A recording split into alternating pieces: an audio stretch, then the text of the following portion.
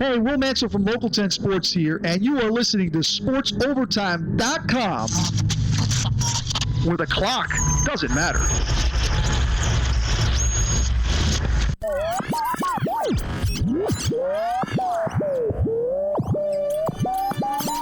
You're listening to Off the Deep End, where we discuss conspiracies, the people who love them, aliens, and a little spirituality. I'm your host, Emmy, and welcome to our show. Welcome to the show. My name is Emmy, and we are on Off the Deep End, where we, as I said, discuss conspiracies, the people who love them, aliens, and spirituality. Today we got a good show lined up. We're going to talk a little bit about myself, and then we're going to interview Mr. Brian Sims. Brian Sims is a great YouTube personality. He has a lot of information about ETs, and have you ever heard about the Men in Black? I know you saw the movie. Well, he's met them himself, and we're going to talk a little bit more about them. All right, a little bit about me. I've been interested in aliens and ETs for probably about all my life. Have you ever wondered when you were sleeping if somebody was watching you while you were sleeping, or if the boogeyman was in your closet? Well, I was that person. Except I thought that there were those little gray looking things with those big eyes and the small bodies, the typical alien. That was me. Every night I thought they were just there waiting for me, just evaluating me. And then later on in life, I thought there was a little bit something to that. So I decided to explore a little bit, do some internet rabbit hole diving, also explore conspiracies, see about things that are not necessarily on the news, but perhaps, that the news was missing. And then I discovered, hey, there is a lot of things that the news is missing, but then I didn't take it personally. I figured, the news was just going to talk about things that probably wouldn't scare you so much. And since I'm into stuff that scares me, well, I had to go that route. As I was doing my internet dumpster diving and searching about aliens and searching conspiracies, I kind of got into a little positive route, if you can call it that. So I went into spirituality, learning about all that is, the infinite universe, the infinite galaxy, our galactic family. I figured we can't be a lonely planet. There's got to be more out there. There's just so many stars and other planets. It would just be arrogant to think that we're the only show in town, and that on top of that, we're alone. Hey, there should be as many different types of beings out there as there are animals and people in this planet. So I figured to research a little bit more. And that brought me to the point where I am now, doing a show about aliens and ETs, and, well, that's the same thing, conspiracies and spirituality, because Coast to Coast can't be the only show in town. I mean, I'm sure there's more, but they're pretty popular. So here I am, guys. Welcome. Nice to meet you, and can't wait to see what's next. Like I said, before our break, we'll be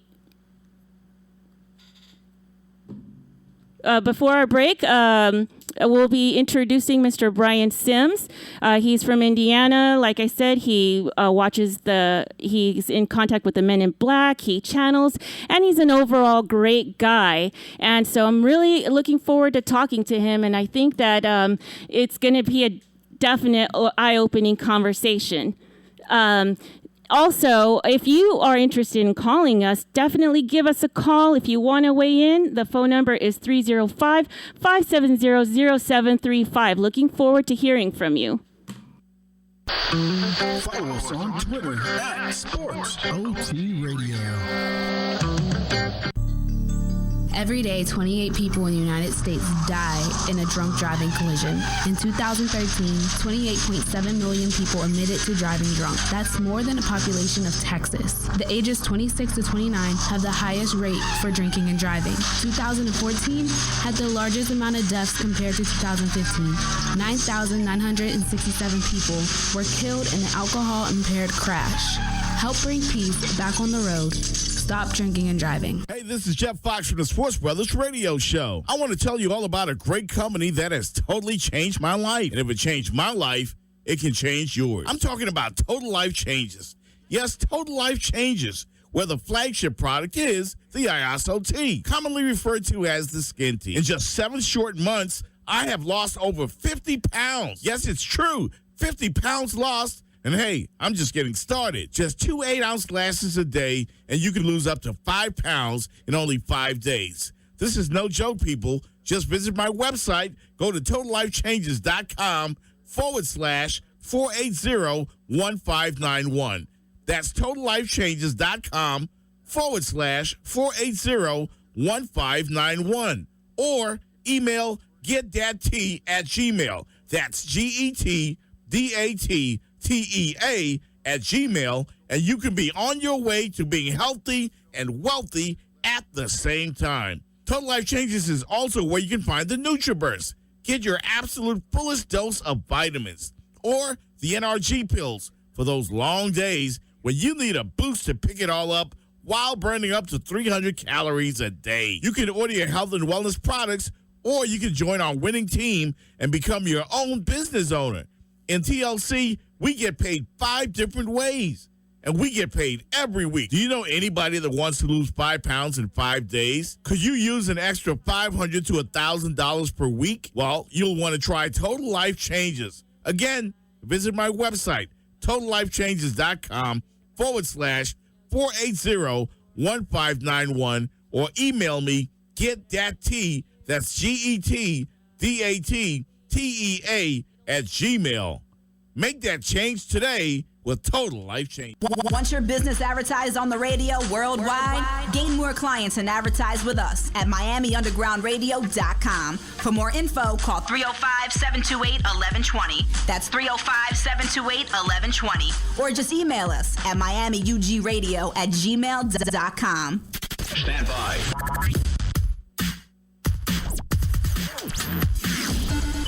Now, back to our regular scheduled program.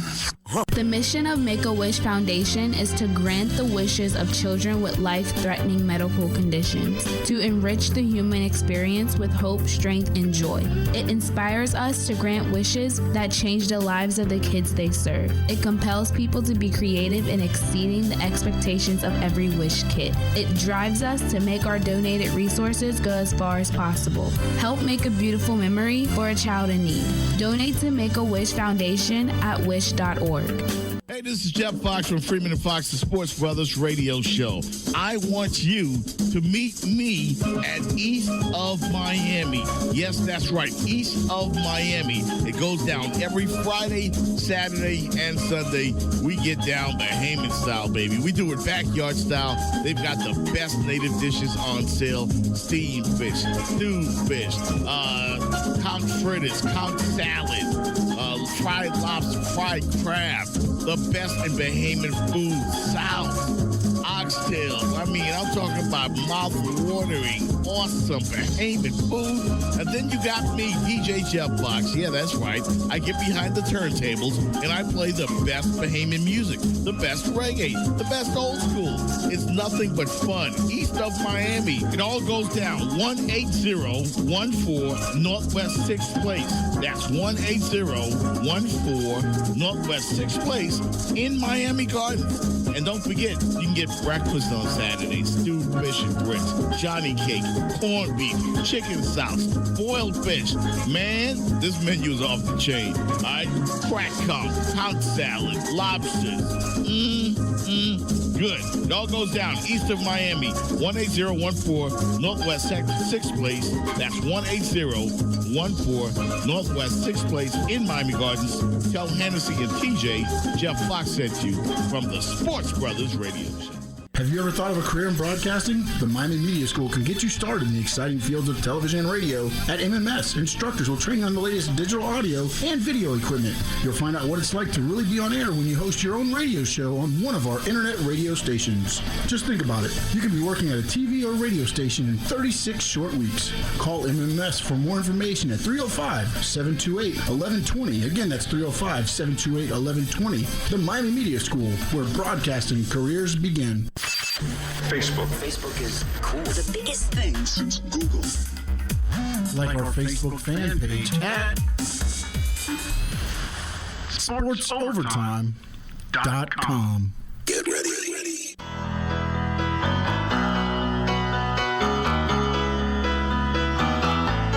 Welcome back to Off the Deep End. We have Brian here with us that we're going to interview today. Brian, he's a really interesting guy. He's got a lot of knowledge to share, and he's connected with a lot of beings that have a lot of knowledge to share. He's got his own YouTube channel where he interviews other persons who are in the spiritual community and have a lot of other things to share as well. So it's really a pleasure to have him here and an honor as well. And I'm going to hand it over to Brian so he can talk a little bit about himself. Brian, welcome to the show. Hello all.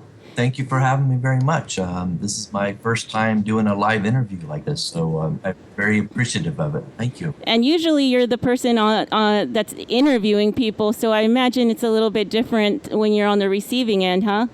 Yes, definitely. Well, we're definitely happy to have you here. And Brian, could you tell us a little bit more about yourself? Like perhaps tell us something we missed. I know that you have a YouTube channel. I feel a little ashamed to say that I forgot it, so please introduce it. Just my plug here, my link. Yeah, your YouTube channel?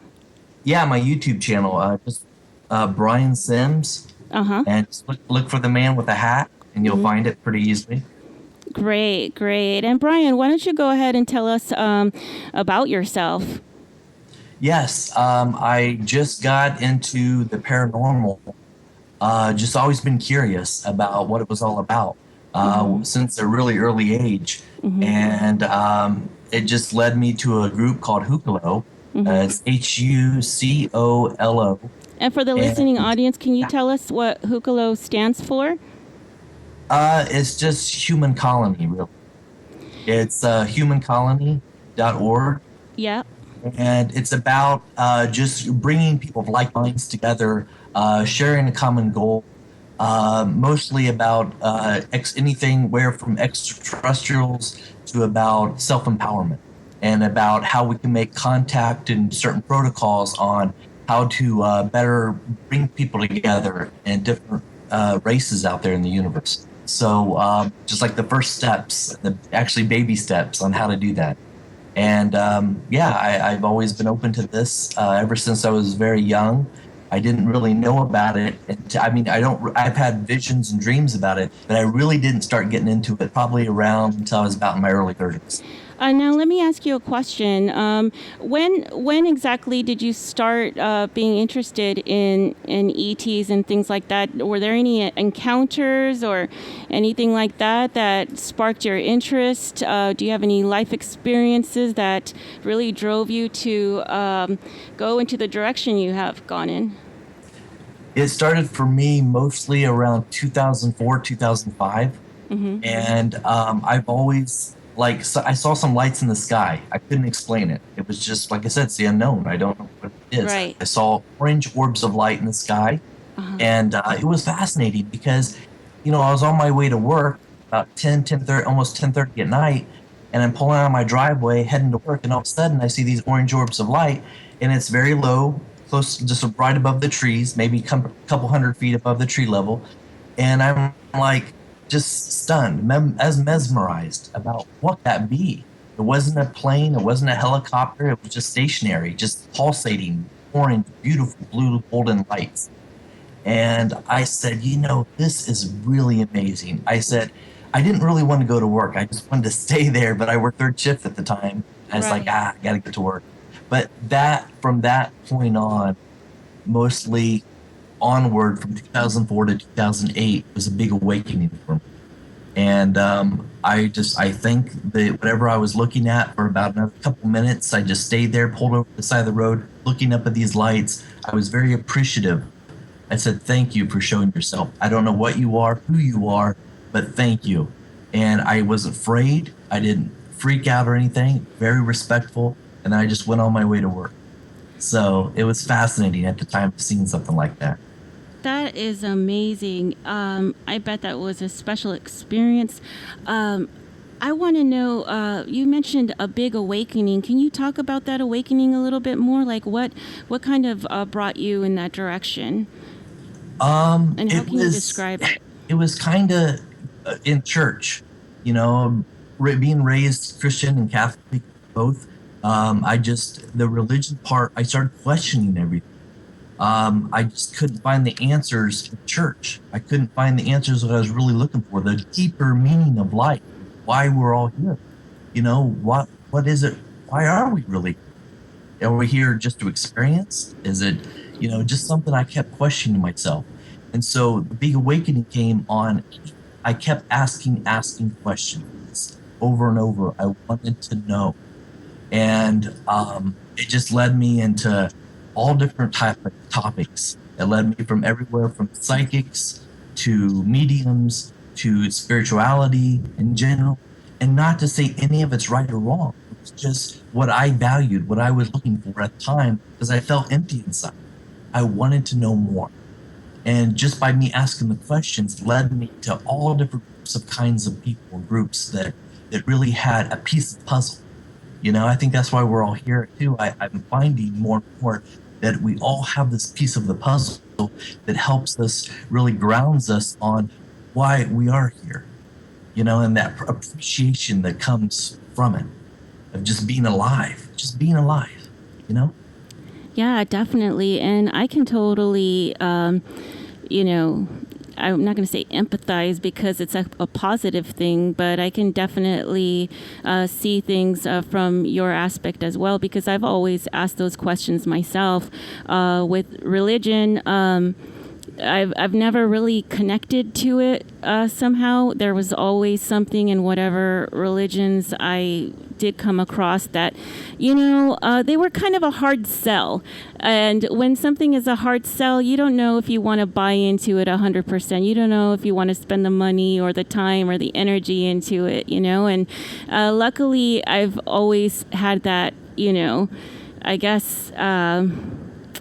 luckily, that's the way that I always kind of engage that situation, because it drove me to be a little bit more neutral about religion. I didn't have any real negative associations, but I didn't have a close enough association to really say, oh, this happened to me. I really don't agree this, or I'm not in there with blinders or anything like that. But I've been able to step back from it and look at the whole world altogether, and look at what different cultures are doing, how they engage with religions or whatever the belief in, and just come in with the final thought that, what, we all basically believe in something, that we either worship or follow a philosophy or, engage in some kind of a ritual or a cultural practice, and whatever that is, we could just call it, this is my perspective, not anybody else's, but for me, you could just call that God, and I think that those shared practices and rituals and beliefs that you actually spend your time doing that and engaging in those kinds of things actually brings us and makes us one, So can you please further elaborate regarding your association with religion, or how your experiences? With religion? Yes. When I was a lot younger, probably back when I was about 10 years of age, 10 and a half, there was a certain pastor, and he, connected through Boy Scouts. And I was in Boy Scouts at the time, and he had the Bible, went to his house, real nice, his family and everything, and he had a Bible in front of me, because they were connected through the church, through Boy Scouts. And he pushed the Bible in front of me, and he said, Brian, if you have I want you to go through the Bible, or if you know it, I want you to find any question that you have, please just ask me. And he was pretty knowledgeable of the Bible at the time. And so I said, okay. I was only 10 and a half, and I said, you know what? I would really like to know why or where is it in the Bible they talk about the dinosaurs. Because I can't find it. I stumped them. And it's nothing against them or anything, but these are some really scientific questions. It's like, okay, we talk about in the Bible, Adam and Eve, we talk about what, roughly 6,000 to 7,000 years of history, according to the Bible. Yet, what I don't understand is that science can show it goes back millions and billions of years of this planet. Yeah. So there was contradictions. I was kind of at a crossroads about why does it talk about it? Where does it show about these creatures and dinosaurs in the Bible? Mm-hmm. You see? Yeah, so definitely. that led me down to ask a lot of questions. And what were those questions?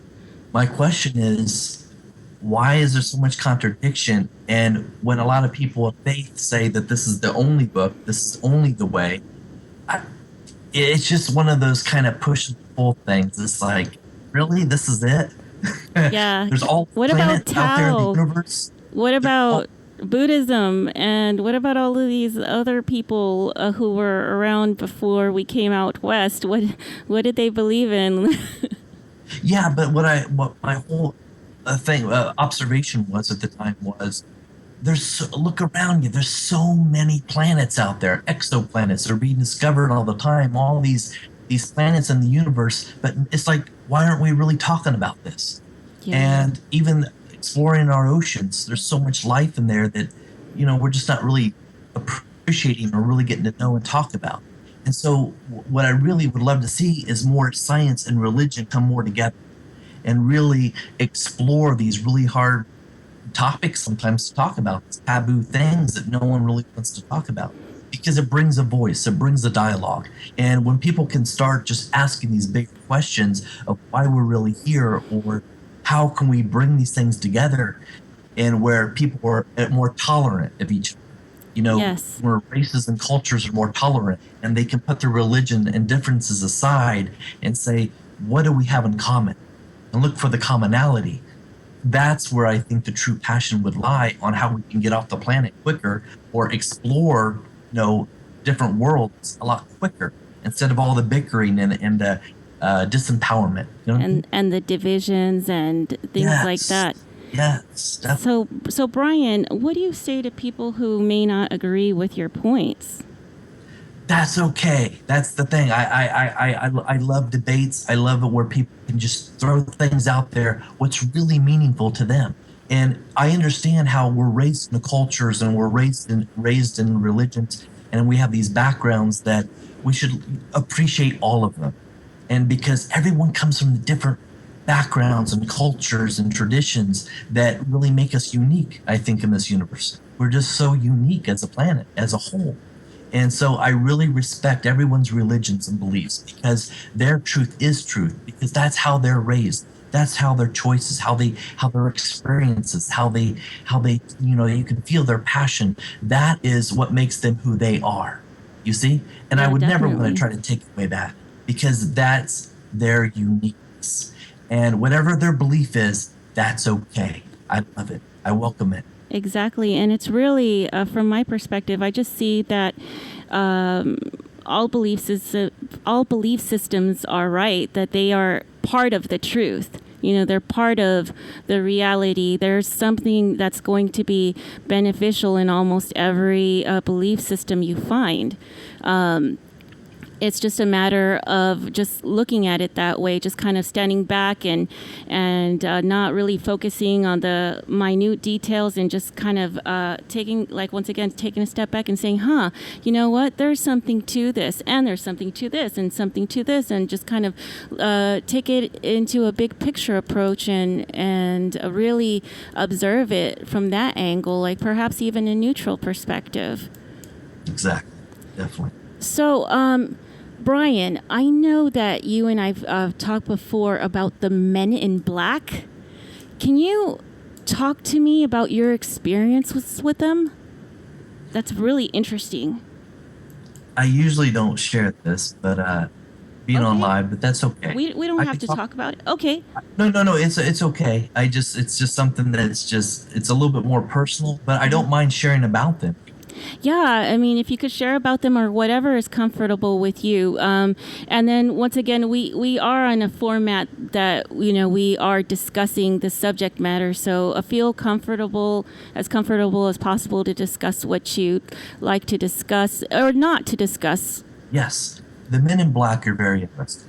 These are individuals who are, what I've heard from other stories, but I've had some personal encounters with them from a distance. What was really interesting is what they call usually Men in Black suits, kind of like your movies, the Men in Black. Right. But what's really fascinating about these individuals is that usually when you have a UFO experience, a really close encounter, and it's very detailed, usually they are the ones that come in and kind of silence people.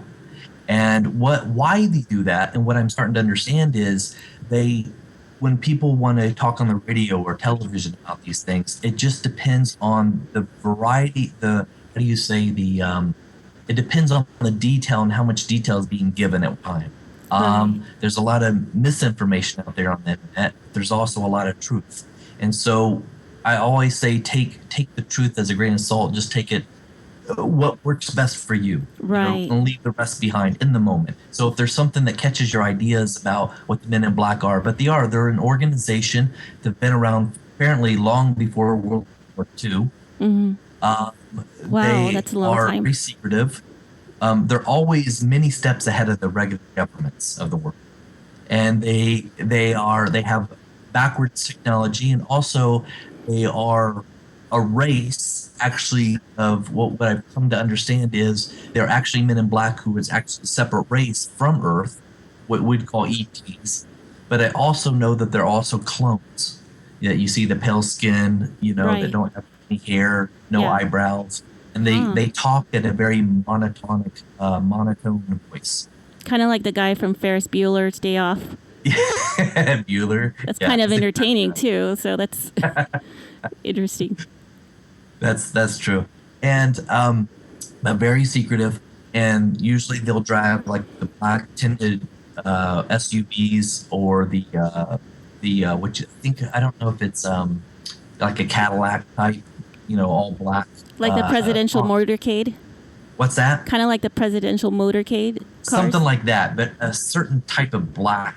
It's just like you see it coming around the corner, there's that feeling, that's very important. Something's going on. Yeah, something's going down or something's on, Yeah, definitely. But what's very unique about them is that they have technologies where they can, how they get to place, from one place to another very quickly, is they can step up their what you call frequency. So say they're in third dimension. Right, which is our dimension for the listening viewer.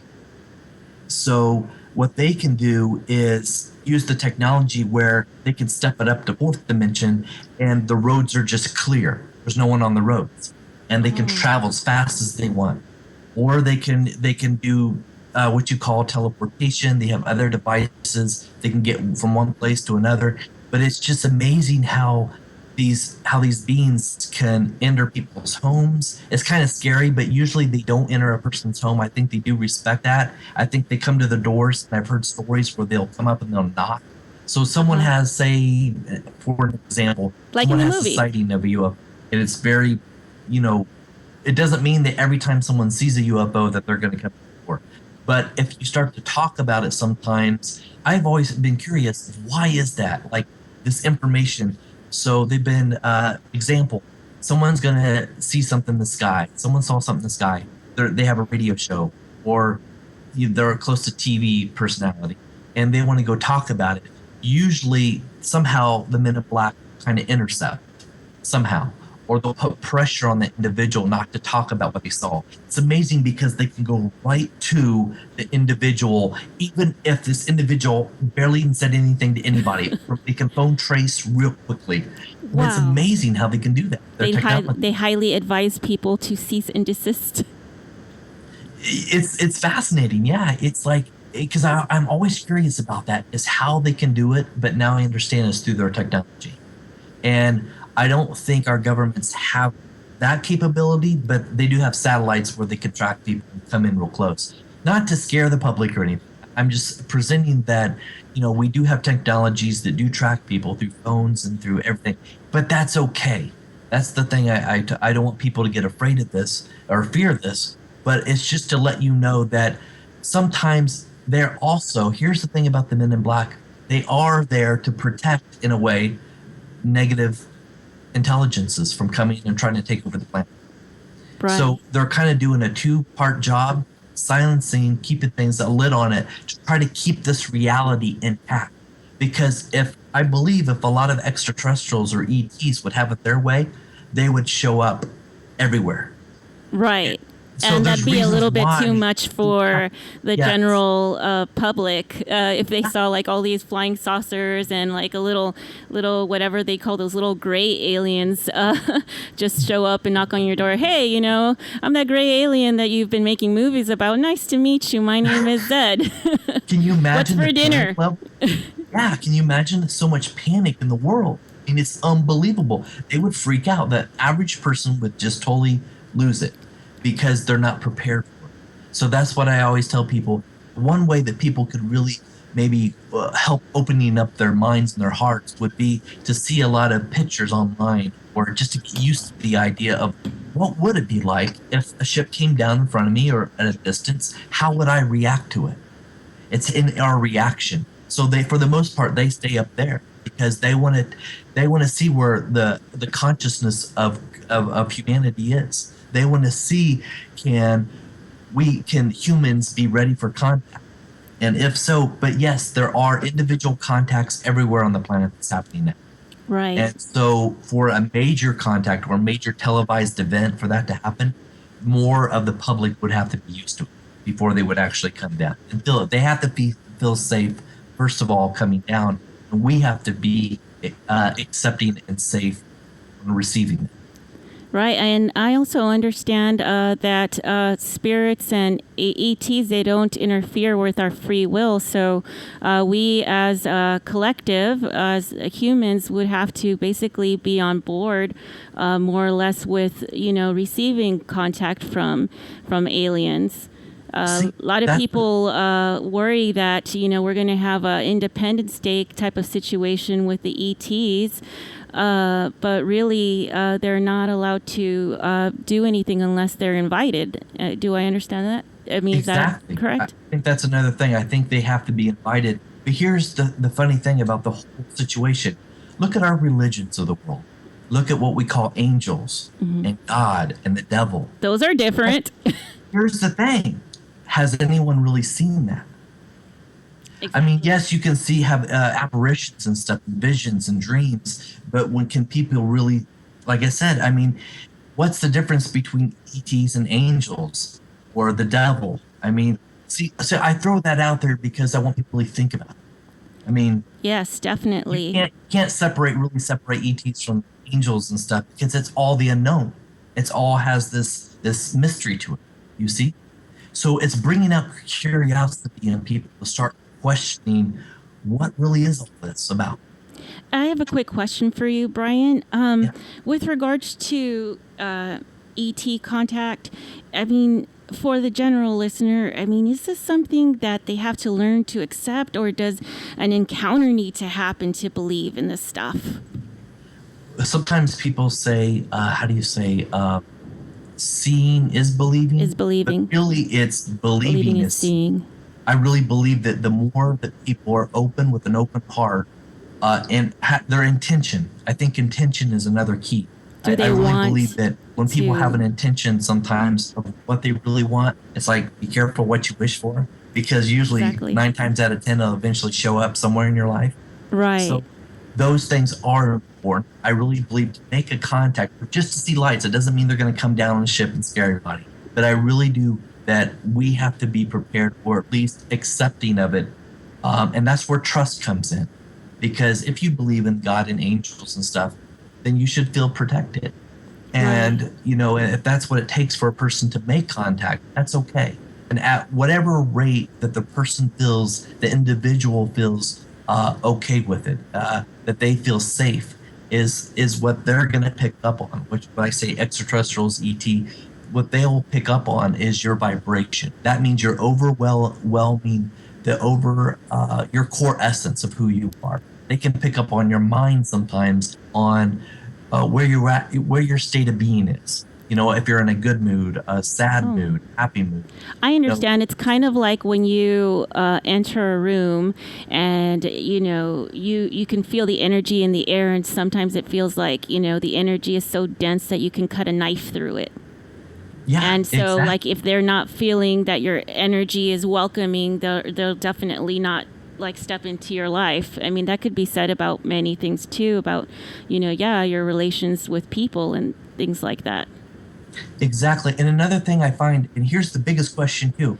Okay, so I see them. Now what? Exactly. So you see the lights, and if a person puts the intention out there of really making contact, this is one way. This is just one way of how they would make that. So we need protocol.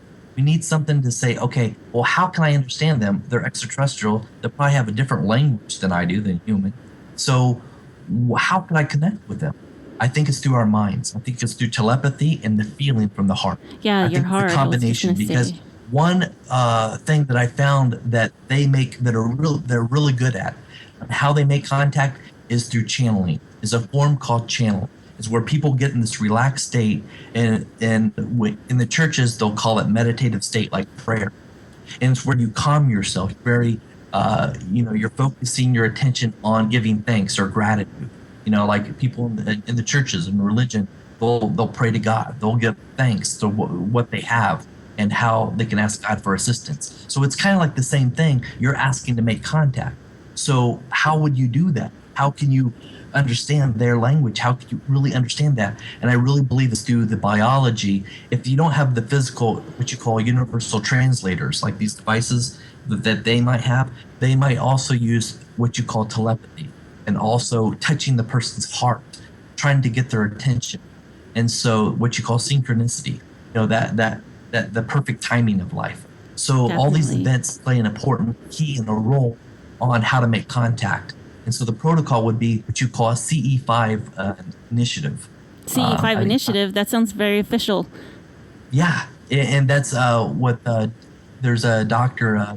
Stephen Greer, and he's developed this called a CE5 protocol. You can be in a meditative state and you quiet yourself and you're making contact. You're opening yourself up to the possibility for it. Doesn't mean it's actually going to happen the first time you try it, but there's certain things online and different meditations, and that's not the only way. So there's other things that you can find online, like meditative states you can get into just to quiet the mind, just bring that mind chatter down. So you can actually start to hear in different ways through the wind blowing on your face, or some type of trigger. Right? A sensation in your head. You feel like the heat. Like you'll feel tingling sensations in your fingers, your arms, your legs, some indication to let you know that you're starting to make contact. Yeah. So in the radio world, I guess that could be like having a good reception, Yes. and then having a good transmitter, being a good transceiver. Yes, and I think that's an important key for them to scan sometimes in the skies, to scan to say, okay, which humans are open or not. If we're going to be invited, or just to have, and also they can come in your dreams too. They can show up, through visions, through dreams, just to get your attention. And how do you think that they? Curious or not. How does one go about getting them to come to your dreams? Do you just ask and they show up?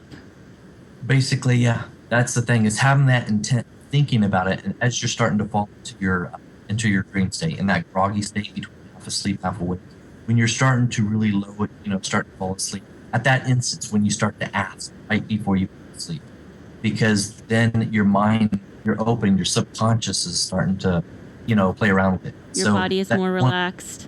Yeah, you're more relaxed. I think the more relaxed, balanced a person is, the more they'll allow. And in that allowance, they allow for the initial contact to take place. I got another question for you. What do you say to people who are interested in channeling and connecting with ETs or spirits and stuff? What do you say about them? Because a lot of people are interested, but they're worried that they're going to be taken over or, have somebody, some kind of being take over their body and just create a horrible situation. That's a very good question. What measures can they take in order to feel more at ease with receiving those energies or making contact with these beings? In your, in our meditation and in our, intention, when we set the intention out there, this is what I choose. This is what that intention goes a long way. And sometimes what it takes is to put yourself out there, but also surround yourself with light. Find that kind of like your happy place. Find that bubble that keeps you safe, but also prayer. I mean, there's nothing wrong with that. I think that's a wonderful thing. Of those who are raised with knowing about religion and prayer, pray and ask God or the angels or whoever we pray to, ask for that protection, or their guardians or whoever. And I imagine they have to believe in it as well. Yes, and it's about really becoming vulnerable, letting down your guard, where you can start to open it and say, I'm ready. But here's the thing about the possession, because a lot of those in the churches will see that as this is taking over the body. If just know that your body is not going to be possessed unless you really want that. You're always protected. Nothing can truly harm or hurt you unless you allow it. So your intention is everything at the beginning, and they will pick up on that. And you're not going to be taken over. Your head's not going to spin around like you're possessed with something. You're not going to be flying all over the place, floating all over the place. It's really about oneself being grounded, centered, and really knowing what you want. It's your intention. And having an open heart, an open mind, will allow them to come a little bit closer. But I guarantee they're not going to try to take over and manipulate you in a way unless you want it. All right. Now, Brian, can you talk a little bit more about how we're going to go to break. Can you tell us more about how we can find you on social media, your YouTube channel? How to find me? Yes. Yes, just through Brian Sims on YouTube. Just type that in and just look for the man with the hat. And do you have a special channel name? What's that? Do you have a special name for your channel, or is it just Brian Sims? It's just Brian Sims. That's the name. So look for the guy with the big smile and the hat. Yes.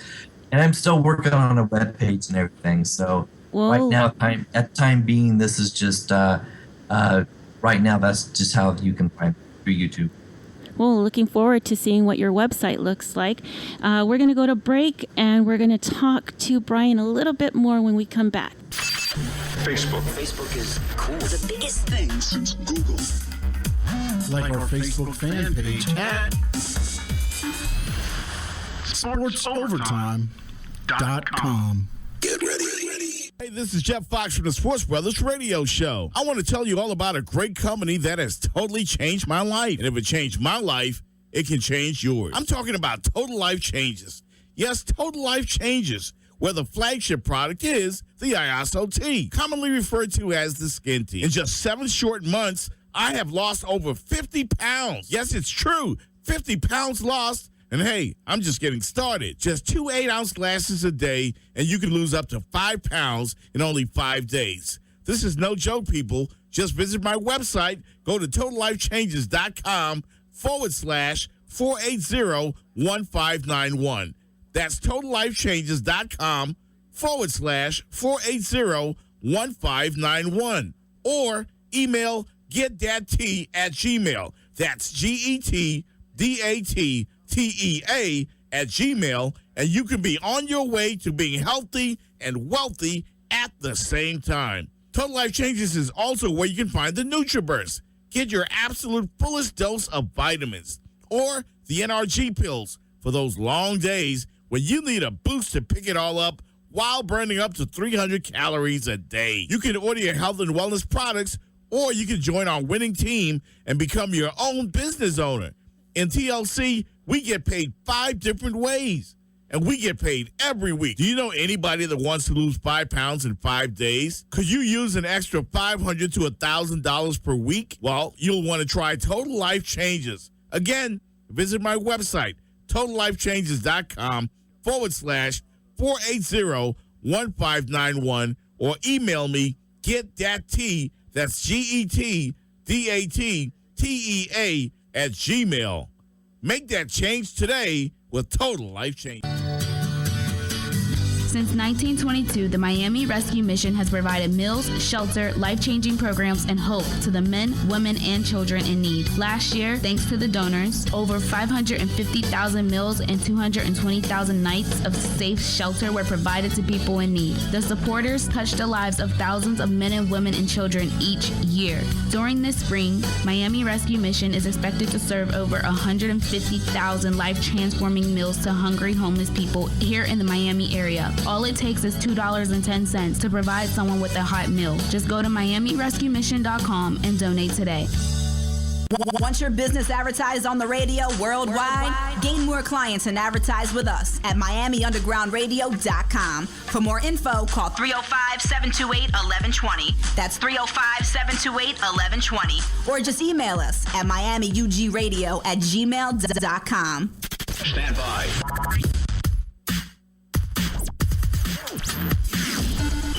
Now, back to our regular scheduled program. Hey, this is Jeff Fox from Freeman and Fox, the Sports Brothers radio show.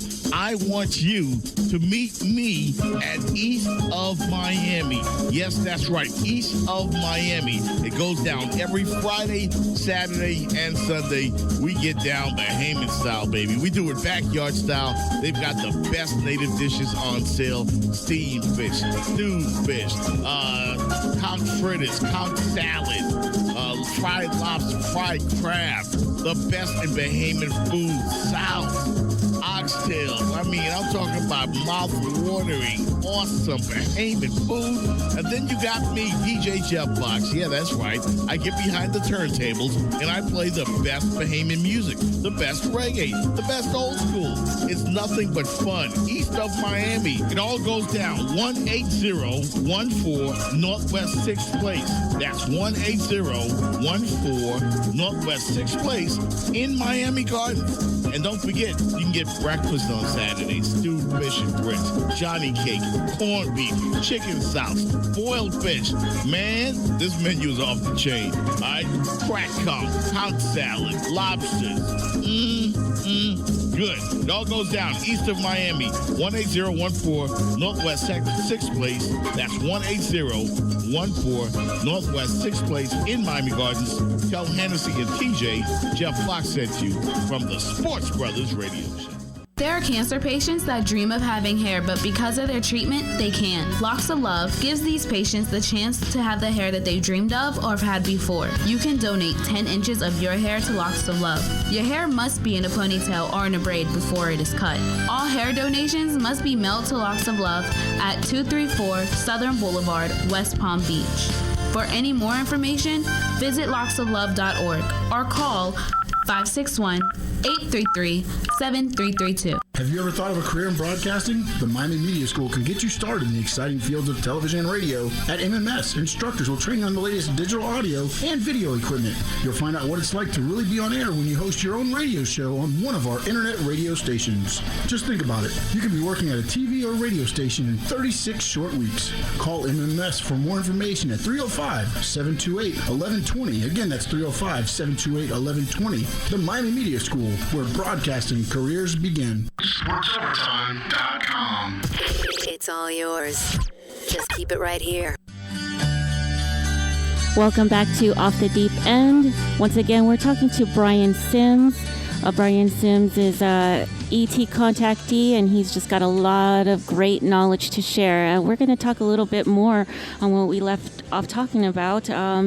Let's talk a little bit about channeling and self-empowerment. Brian, can we discuss that further? Yes, the channeling aspect. What I really wanted to share was the how we make connection, and just for an example, how just to give an example, how the Bible was. Okay, so when we say the Bible, how did the Bible come about?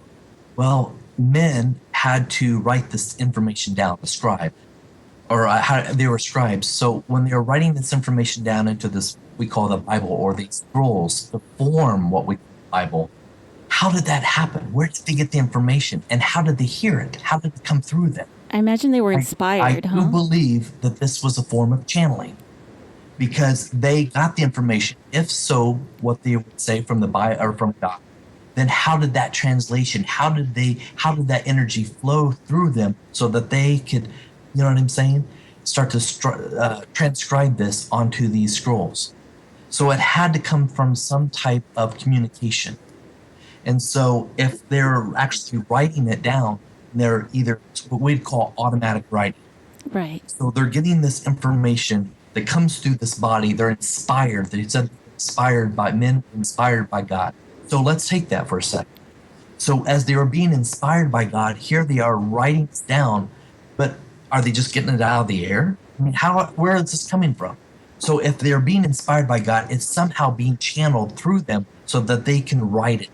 You see? Yes. So that's how I compare channeling, is that there's different ways of channeling. You can be an automatic writer. That person who's inspired, their hand starts moving and they're starting just writing on the page. They could be scribbles. It could be something that doesn't necessarily make sense at first, but it opens up to a bigger story. Then there's the conscious channel, where the person's aware of what's being said and it's just flowing through them. They don't know how, but it's just flowing through them. And then there's trans channeling. Where trans channeling is where you go into a deep meditative state and you're altering your what you call brain waves, where you can make a link, a connection with those on the other side, or those extraterrestrials, or what you call spirits, angelics, God, angels. It doesn't matter. So that's how it flows through the body, and then they can let the messages come through them. And the other is a mediumship. Mediumship is where there's someone there, a presence that's next to them, and there's the medium, or the other, what you call deceased or loved ones that's crossed over on the other side, can say something to the medium. Mm-hmm. Then the medium listens with their physical ears and then actually interprets it, and starts to share the knowledge coming from a loved one or deceased person. You see? So there's different ways of channeling. Right. And I wanted to ask you a little bit more about